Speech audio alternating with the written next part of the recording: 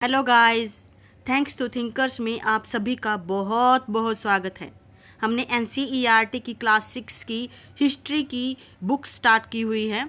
इससे पहले हमने इसका फर्स्ट चैप्टर किया था। जिसने वो नहीं देखा है प्लीज़ वो एक बार जाके ज़रूर देख लें।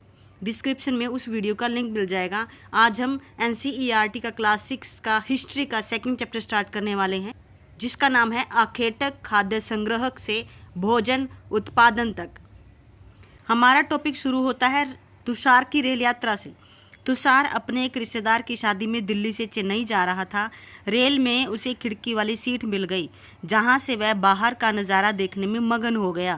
तेज़ दौड़ती गाड़ी से उसने देखा कि पेड़ पौधे, घर, खेत खलिहान बड़ी तेज़ी से पीछे की ओर छूटते चले जा रहे थे। तभी उसके चाचा ने उसके कंधे पर हाथ रखकर कहा, पता है, लोगों ने मात्र 150 साल पहले रेल से यात्रा करनी शुरू की थी। तो ये आपको पता होगा कि रेल की यात्रा कब शुरू किया गया था। 1853 में रेल की यात्रा शुरू की गई थी। उस समय जो टाइम था वह लॉर्ड डलहौजी का टाइम था। किसका टाइम था? लॉर्ड डलहौजी का। बस तो इसके कुछ दशक बाद आई। तुषार सोचने लगा कि जब लोगों के पास आने जाने के लिए तेज रफ्तार वाली सवारियां नहीं थी, तो क्या वे यात्रा नहीं किया करते थे? क्या वे अपनी सारी जिंदगी एक ही जगह बिता दिया करते थे? नहीं, ऐसी बात नहीं थी। अब देखिए आगे क्या होगा। आरंभिक मानव, आखिर वे इधर उधर क्यों घूमते थे? आरंभिक मानव जो शुरुआती मानव था, आरंभिक मानव था, आदि मानव था, ठीक है। आखिर वो इधर उधर क्यों घूमते थे? जैसे आज के लोग, कोई ना कोई काम रहता है एक जगह से दूसरी जगह जाने का, इसलिए घूमते हैं। तो आदि मानव या आरंभिक मानव जो थे, क्या वो भी इधर उधर घूमा करते थे? जी हाँ, वही तो हमने सीखना है। हम उन लोगों के बारे में जानते हैं जो इस उपमहाद्वीप में 20 लाख साल पहले रहा करते थे। जी हाँ गाइज, हमें ऐसे कई प्रमाण मिले हैं, ऐसी जगहों पर प्रमाण मिले हैं जहाँ 20 लाख साल पहले गांव हुआ करते थे। गांव तो नहीं कहेंगे, गुफाएं हुआ करती थी, कंदराएं हुआ करती थी, या वहाँ से कुछ न कुछ ऐसी औजार मिले थे जिसके माध्यम से हम बता सकते हैं कि ज़रूर यहाँ पे मानव निवास करते रहे होंगे। आज हम उन्हें आखेटक खाद्य संग्रह के नाम से जानते हैं। आखेटक का अर्थ है शिकार, खाद्य का अर्थ है खाना, और संग्रह का मीनिंग है स्टोर, यानी वो शिकार करने वाले शिकारी जो अपना भोजन को स्टोर करते थे। भोजन का इंतजाम करने की विधि के आधार पर हम उन्हें इस नाम से जानते थे। आमतौर पर खाने के लिए वे जंगली जानवरों का शिकार करते थे, मछलियाँ पकड़ते थे, चिड़ियाँ पकड़ते थे, फल मूल, दाने, पौधे, पत्तियाँ, अंडे इकट्ठा किया करते थे। आखेटक खाद्य संग्रहक समुदाय के लोग एक जगह से दूसरी जगह पर घूमते रहते थे। ऐसा करने के कई कारण थे। जो जानने योग्य बात है वो क्या है, वो है कि आखिर ये घूमते क्यों थे। याद रखिए कि इसके कई कारण हो सकते हैं, ये कंफर्म नहीं है। देखिए क्या होता था कि अभी कोई उस टाइम में तो था नहीं कि इतिहासकार कोई बैठ के इतिहास लिख देता। तो एक कल्पना की गई है कि हाँ, ये चीज़ें ऐसी ही रही होंगी। तो पहला कारण बता रहा है कि अगर वे एक जगह पर ज़्यादा दिनों तक रहते थे तो आसपास के पौधे और फलों और जानवरों को खाकर समाप्त कर देते थे, इसलिए और भोजन की तलाश में उन्हें दूसरी जगह पर जाना पड़ता था। देखिए ये कंफर्म कारण नहीं है, ये एग्जाम्पल रख रहा है आपके सामने कि हाँ, इस कारण से एक स्थान से दूसरे स्थान पर वे जाते रहे होंगे। दूसरा कारण क्या दे रहा है? दूसरा कारण है कि यहाँ के जानवर अपने शिकार के लिए या फिर हिरन और मवेशी अपना चारा ढूंढने के लिए एक जगह से दूसरी जगह जाया करते थे, इसलिए इन जानवरों का शिकार करने वाले लोग भी इनके पीछे पीछे जाया करते होंगे। ऐसा भी तो हो सकता है ना कि अगर एक पर्टिकुलर जगह के जानवर मार के खा जाएंगे तो बचे हुए जानवर तो यहाँ से दूर भागेंगे ना। तो ये भी क्या करते थे, ये भी यहाँ से दूर चले जाते थे, उनके पीछे पीछे यहाँ से दूर चले जाते थे। ये भी एक कहानी तो रही होगी ना। जी हाँ, जरूर रही होगी।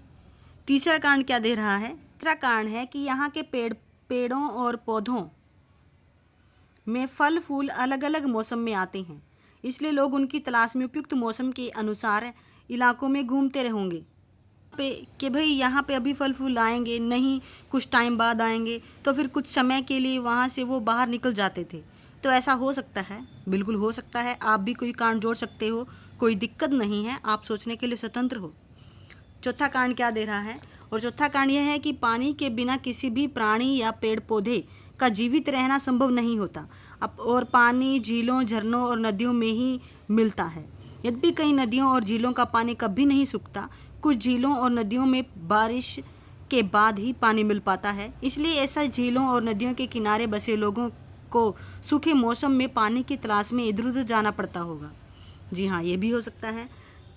कह रहा है कि पानी की तलाश में भी इधर उधर जाते होंगे, कि जहाँ पे पानी मिलेगा वहीं पे तो ये एडजस्टमेंट कर पाएंगे। आरंभिक मानव के बारे में जानकारी कैसे मिलती है? पुरातत्वविद। ये तो याद रखिएगा, तो पुरातत्वविद हैं। पिछले पार्ट में हमने सीखा था कि पुरातत्वविद क्या होते हैं। पुरातत्वविद के बारे में हमने पिछली वीडियो में पढ़ा था, ठीक है। तो पुरातत्वविद क्या करते थे? कह रहा है ऐसी ऐसी वस्तुएं मिली हैं जिनका उपयोग आखेटक खाद्य संग्रह करते होंगे, जो शुरुआत में हुआ करते थे। जिनका निर्माण और उपयोग आखेटक खाद्य संग्रह किया करते थे। यह संभव है कि लोगों ने अपना काम के लिए पत्थरों और लकड़ियों और हड्डियों के औजार बनाए हों। इनमें से पत्थरों के औजार आज भी बचे हुए हैं। इनमें से कुछ औजारों का उपयोग फल फूल काटने, हड्डियाँ और मांस काटने और पेड़ों की छाल और जानवरों की खाल उतारने के लिए किया जाता था। कुछ के साथ हड्डियाँ या लकड़ियों के मुट्ठे लगाकर भाले और बाण जैसे हथियार बनाए जाते थे। कुछ औजारों से लकड़ियाँ काटी जाती थी। लकड़ियों का उपयोग ईंधन के साथ साथ झोंपड़ी और औजार बनाने के लिए भी किया जाता था। रहने की जगह निर्धारित करना।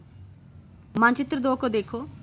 लाल त्रिकोण वाले स्थान वे पुरास्थल हैं जहाँ पर आखेटक खाद्य संग्रहों के होने के प्रमाण मिले हैं। इसके अलावा भी और भी कई स्थानों पर आखेटक खाद्य संग्रह रहते थे।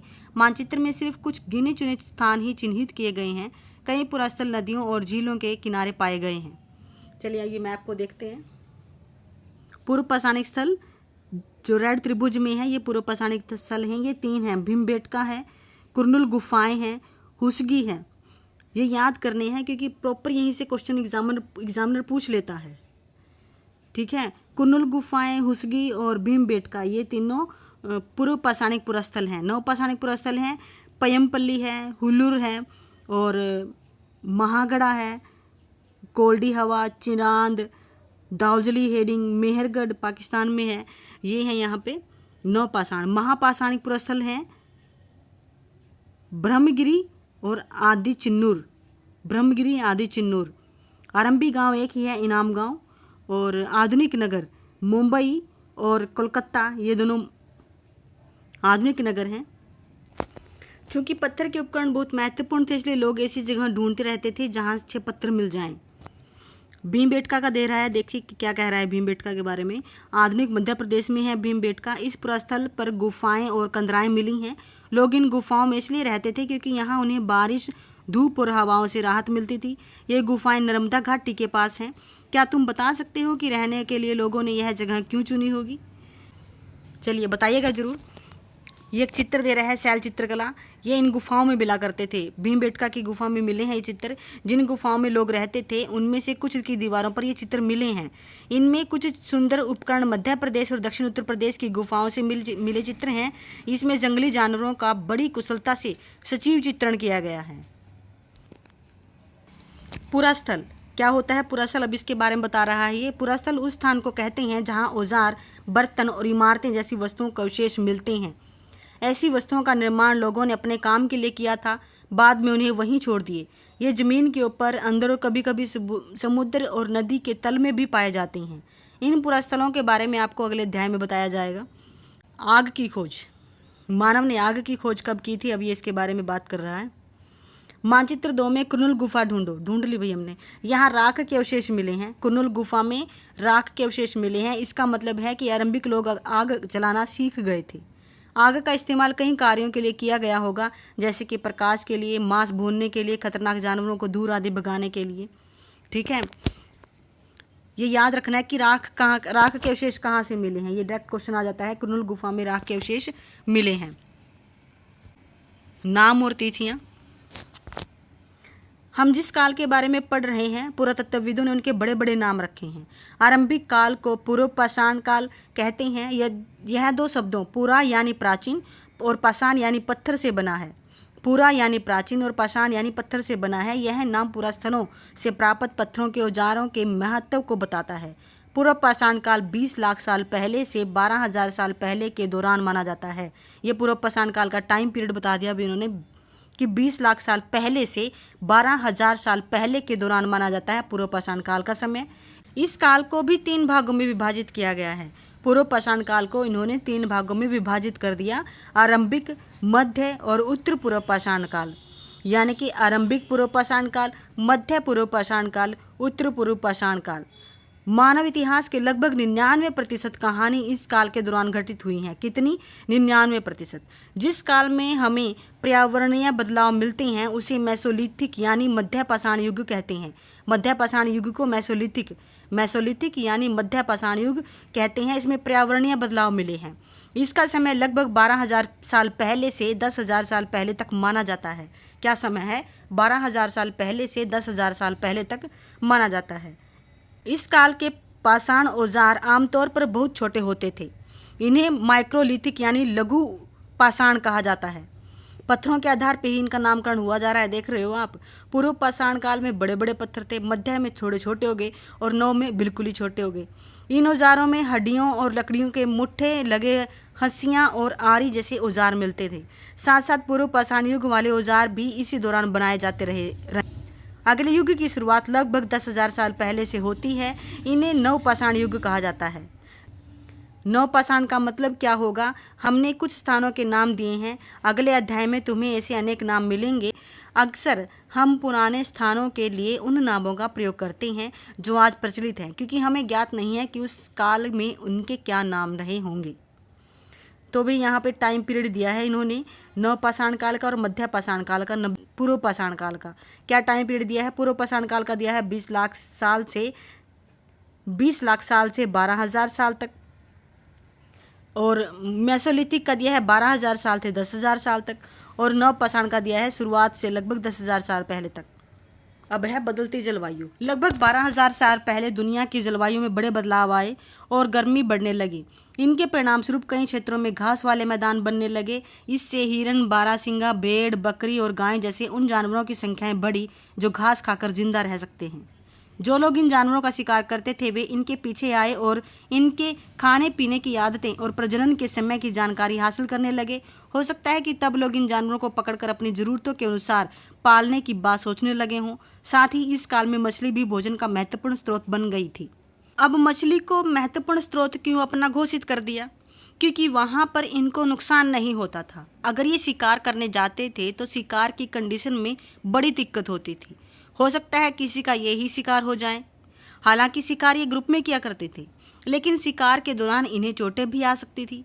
ठीक है, तो ऐसी कंडीशन में गाइस अगर ये मछली पकड़ रहे हैं तो वहाँ पे किसी तरह की चोट लगने की संभावना नहीं थी।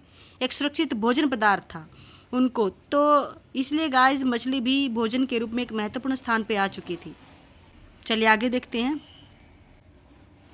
खेत और पशुपालन की शुरुआत। इसी दौरान उपमहाद्वीप के भिन्न भिन्न इलाकों में गेहूं, जौ और धान जैसे अनाज प्राकृतिक रूप से उगने लगे थे। ध्यान दीजिएगा, प्राकृतिक रूप से उगने लगे थे, किसी ने उगाया नहीं था इनको। शायद महिलाओं, पुरुषों और बच्चों ने इन अनाजों को भोजन के लिए बटोरना शुरू कर दिया होगा। साथ ही यह भी सीखने लगे होंगे कि यह अनाज कहाँ उगते थे और कब पककर तैयार होते थे। ऐसा करते करते लोगों ने इन अनाजों को खुद पैदा करना सीख लिया होगा। इस प्रकार धीरे धीरे वे कृषक बन गए होंगे। इसी तरह लोगों ने अपने घरों के आसपास चारा रखकर जानवरों को आकर्षित कर उन्हें पालतू बनाया होगा। सबसे पहले जिस जंगली जानवर को पालतू बनाया गया वह कुत्ते का जंगली पूर्वज था। धीरे धीरे लोगों ने भेड़, बकरी, गाय और सूअर जैसे जानवरों को अपने घरों के नज़दीक आने को उत्साहित करने लगे। ऐसे जानवर झुंड में रहते थे और ज़्यादातर घास खाते थे। अक्सर लोग अन्य जंगली जानवरों के आक्रमण से इनकी सुरक्षा किया करते थे और इस तरह धीरे धीरे वे पशुपालक बन गए होंगे। क्या तुम बता सकते हो कि सबसे पहले कुत्ते को ही पालतू क्यों बनाया गया? घरेलूकरण की प्रक्रिया। लोगों द्वारा पौधे उगाने और जानवरों की देखभाल करने को घरेलूकरण की प्रक्रिया का नाम दिया गया है। अपनाए गए ये पौधे और जानवर अक्सर जंगली और पौधे जानवरों से भिन्न होते थे। इसकी वजह यह है कि इस प्रक्रिया के तहत अपनाए गए पौधे और जानवरों का लोग चयन करते थे। उदाहरण के तौर पर लोग उन्हीं पौधों तथा जानवरों का चयन करते थे जिनके बीमार होने की संभावना कम हो यही नहीं, लोग उन्हीं पौधे को चुनते थे जिनसे बड़े दाने वाले अनाज पैदा होते हों, साथ ही जिनकी मजबूत डंठलें अनाज के पके दानों के भार को संभाल सकें। ऐसे पौधों के बीजों को संभाल कर रखा जाता था ताकि फिर से उगाने के लिए उनके गुण सुरक्षित रह सकें। उन्हीं जानवरों को आगे प्रजनन के लिए चुना जाता था जो आमतौर पर अहिंसक होते थे। इसलिए देखते हैं कि पाले गए जानवरों और कृषि के लिए अपनाए गए पौधे जंगली जानवरों और पौधों से धीरे धीरे भिन्न होते गए। मिसाल के तौर पर जंगली जानवरों की तुलना में पालतू जानवरों के दांतों और सींग छोटे होते हैं। ये दिखाए गए हैं, ये जंगली जानवर के दांत हैं, ये पालतू जानवर के हैं। इन दांतों को देखो, इनमें से कौन से जंगली सूअर के हैं और कौन से पालतू सूअर के हैं। यह प्रक्रिया पूरी दुनिया में धीरे धीरे चलती रही। यह करीब 12,000 साल पहले शुरू हुई। वास्तव में आज हम जो भोजन करते हैं वो इसी प्रक्रिया की वजह से है। कृषि के लिए अपनाई गई सबसे प्राचीन फसलों में गेहूं तथा जौ आते हैं और उसी तरह सबसे पहले पालतू बनाए गए जानवरों में कुत्ते के बाद भेड़ बकरी आते हैं। एक नवीन जीवन शैली। तुम किसी पौधे के बीज को बोकर देखो, तुम पाओगे कि इसे विकसित होने में कुछ वक्त लगता है।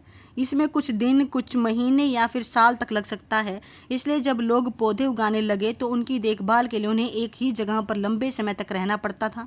बीज बोने से लेकर फसलों के पकने तक पौधे की सिंचाई करने, खरपतवार हटाने, जानवरों और चिड़ियों से उनकी सुरक्षा करने जैसे बहुत से काम शामिल थे। कटाई के बाद अनाज का उपयोग बहुत संभाल कर करना पड़ता था। अनाज को भोजन और बीज दोनों ही रूपों में बचा कर रखना आवश्यक था, इसलिए लोगों को इसके भंडार की बात सोचनी पड़ी। बहुत से इलाकों में उन्होंने मिट्टी के बड़े बड़े बर्तन बनाए, टोकरियां बनाई, फिर जमीन से गड्ढा खोदा। क्या तुम्हें लगता है कि शिकारी या भोजन संग्रह करने वाले बर्तन बनाते थे और उनका प्रयोग करते होंगे? अपने जवाब में कारण बताएं। जानवर चलते फिरते खाद्य भंडार होते हैं। जानवर बच्चे देते हैं जिससे उनकी संख्या बढ़ती है। अगर जानवरों की देखभाल की जाए तो उनकी संख्या तो बढ़ती ही है और साथ ही उनसे दूध भी प्राप्त हो सकता है जो भोजन का एक अच्छा स्रोत है। यही नहीं, जानवरों से हमें मांस भी मिलता है। दूसरे शब्दों में पशु पालन भोजन के भंडार का एक तरीका है। भोजन के अतिरिक्त जानवरों से और क्या क्या मिल सकता है? आज जानवरों का उपयोग किस लिए होता है? आओ आरंभिक कृषकों और पशुपालकों के बारे में पता करें। मानचित्र 2 में पृष्ठ संख्या 12 देखो। क्या तुम्हें कई नीले वर्ग दिख रहे हैं? पता है, इनमें से प्रत्येक बिंदु उस जगह को दर्शाता है जो पुरातत्वविदों की शुरुआती कृषकों और पशुपालकों के होने के साक्ष्य मिले हैं। ये पूरे उपमहाद्वीप में पाए गए। इनमें सबसे महत्वपूर्ण पश्चिमोत्तर क्षेत्र में, आधुनिक कश्मीर में और पूर्व तथा दक्षिण भारत में पाए गए। वास्तव में ये निर्दिष्ट स्थान कृषकों और पशुपालकों की बस्तियां थी या नहीं, इसे जांचने के लिए वैज्ञानिक खुदाई में मिले पौधे और पशुओं की हड्डियों के नमूनों का अध्ययन करते हैं। इनमें से सबसे रोचक जले हुए अनाज के दाने अवशेष मिले हैं। ऐसा लगता है कि ये गलती से या फिर जानबूझकर जलाए गए होंगे। वैज्ञानिक इन अनाज के दानों की पहचान कर सकते हैं। इस तरह हमें पता चलता है कि उपमहाद्वीप के विभिन्न भागों में बहुत सारी फसलें उगाई जाती रही होंगी। वैज्ञानिक विभिन्न जानवरों की हड्डियों को भी पहचान कर सकते हैं। स्थायी जीवन की ओर।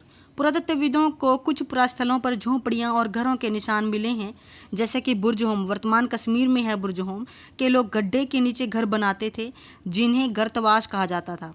इनमें उतरने के लिए सीढ़ियां होती थी और इससे उन्हें ठंड के मौसम में सुरक्षा मिलती होगी। पुरातत्वविदों की झोंपड़ियों के अंदर और बाहर दोनों ही स्थानों पर आग जलाने की जगह मिली है।